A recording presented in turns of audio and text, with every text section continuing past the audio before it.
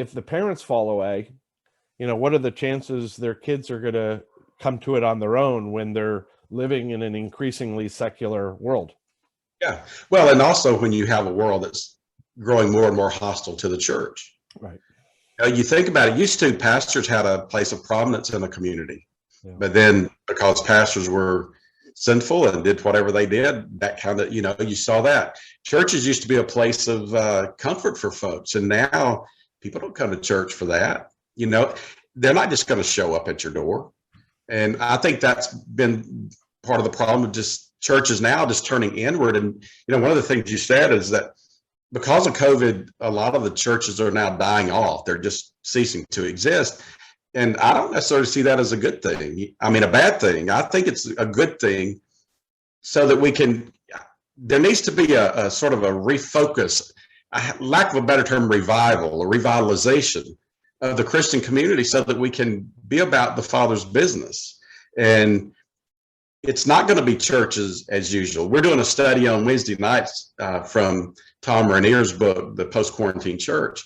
And it's fascinating to see. Good book. Great book. And we just finished up the first two challenges. And we spent a month on technology because that's a big challenge for us. But I think the church is poised. I think the Christian community is poised to get the gospel out. Yeah. And it's just going to be, and I don't want this to sound arrogant or whatever, but it's going to be a pure form of the gospel.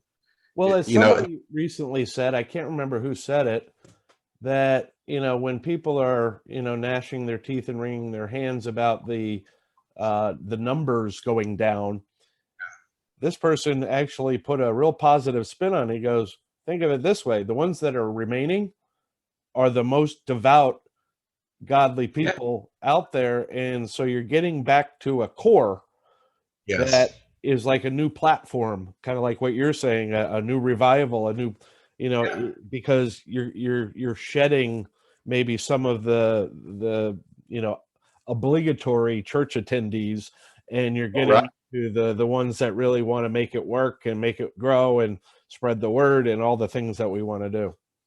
Yeah, you lose your baggage, and that's always a good thing.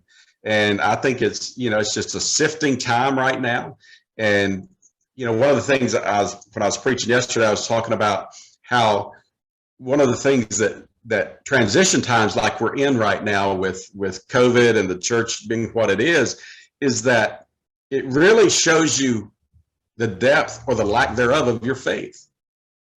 Because if your number one question is why is this happening? Why is it happening to me? You're missing the whole boat here. And God doesn't mind a why question. He can handle our whys, but he wants us to go deeper than a why, because a why is pretty much, it's about us, and the gospel isn't about us. It's about him and then what he's done in us. So everything's got to point back to him. It's got to flow through him, or really we're just, building our own selves up. Yeah. I mean, going back to what we were saying, I was recently talking with somebody doing an interview like this, and we were talking about, it was actually with Scott Hoffman, who's with the Billy Graham organization. He works, he's the director of strategic partnerships and works very closely with Will Graham. And, he was saying, we were talking about, the miraculous stuff happening in the Middle East, and how, amongst this, probably the most anti-Christian part of the world, miraculous things are happening. And then I think either he or somebody else recently said, you want to put this thing in perspective, realize that either now or very soon, China will be the largest Christian nation. Not as a percentage, but because they have 1.6 billion people, the number of Christians or people coming to Christ and becoming Christians is going to surpass any single other country very quickly, which is amazing. They can't have buildings. They can't have the Bible. They can't talk about Jesus, yet the gospel is flourishing. And so we've had it so easy in America because we've had the freedoms, and those are being eroded away. And we shouldn't wring our hands and say, well, oh my, what are we going to do now? We should say, thank God, because now we have the opportunity to just speak the truth of the gospel to people. Yeah. Oh, I think you used a really important word, that we've been comfortable, and I think there's definitely a lot of agreement that, as a society gets fat and happy, we get neglectful of the core values, and that's happened throughout history, and you get off track. And I think just to some great extent, I think that's what's happened, is we take things for granted, and we think there'll always be peace and prosperity and happiness and joy. And when COVID hit, I actually saw a few things. People that were, I don't know, they weren't aggressive atheists, like the ones that like to argue. I guess they may be more agnostic than anything else. But they actually reached out to me and said, for the first time in years, I prayed. Wow. I took a lot of joy in that there's still something inside, even those biggest doubters, that they're holding out some bit of hope, that God is out there listening to that prayer. So, I mean, I believe that all people, what was that Augustine said, we all have that sort of God-shaped vacuum. And I believe that every human being has it because of the fall.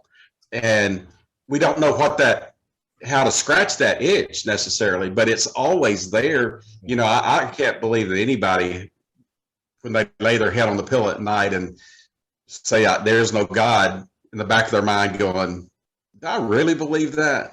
They might project it, but I think in the deep recesses of their mind, they know there's something that's missing in their lives.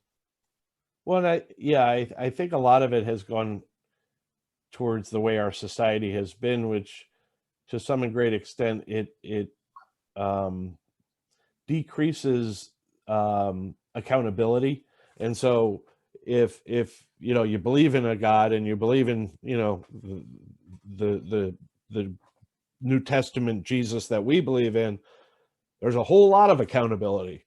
And I mean, you have to look at the world differently if you believe this story. And I think for some, it's a lot easier to say, I'm a good person, Right. and the only question I ask is, how can you prove that? And if you're setting the rules, can't you just change the rules based on your behavior if you cross your own line? But if you have a greater accountability, you don't have the ability to move that line. Right. Yeah, and I think it's what Paul said too. He said it's the grace of God that keeps us from sin. Mm-hmm. It's not the rule, it's the grace of God. And so if we truly have the Spirit of God living within us, and the Spirit is always talking to us and encouraging, and our minds are being renewed, then our lives should be different than that other person. Not because we're towing a line or we're moralistic, but because the Spirit of God is leading us in a direction that's different than the way society goes. Right. Yeah. Back to Frank Webster. He was. Oh, please not. He was. I know. I'm insufferable, and I don't want to listen to him either. But he was actually my first interview for this channel, and we talked about something that I always find amusing. It was one of his sermons, and you may even be familiar with it. You might have heard this, that he titled "The Pickle."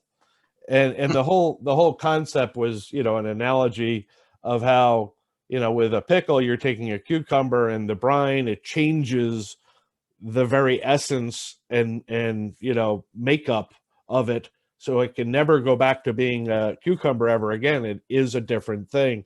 And the analogy is obvious that, once you fully accepted Jesus into your heart, you are a changed person. Your outlook and your behavior and the way you view your fellow man, it all just changes. Yeah, the old is gone, the new has come. Too loud when I clapped, but but I love that story and that sermon that he preached, because I think it's something people could wrap their head around. I have to use that analogy. I need to call him and get a better clarification. He needs to send it to me, because that's a good one. He has a copy. Okay, good. But but that's a good analogy, because we are different. It's not I know we talk about the Christian worldview, but being a Christian isn't a view. No. It's a substantive change to to our whole being. And it's not just saying that, I'm going to be moral because I'm a Christian or whatever. It's saying I'm going to be Christ. You know what I'm saying? I'm going to be who he is as I live out my life every day. Yeah. And it's just different way to live your life. Yeah.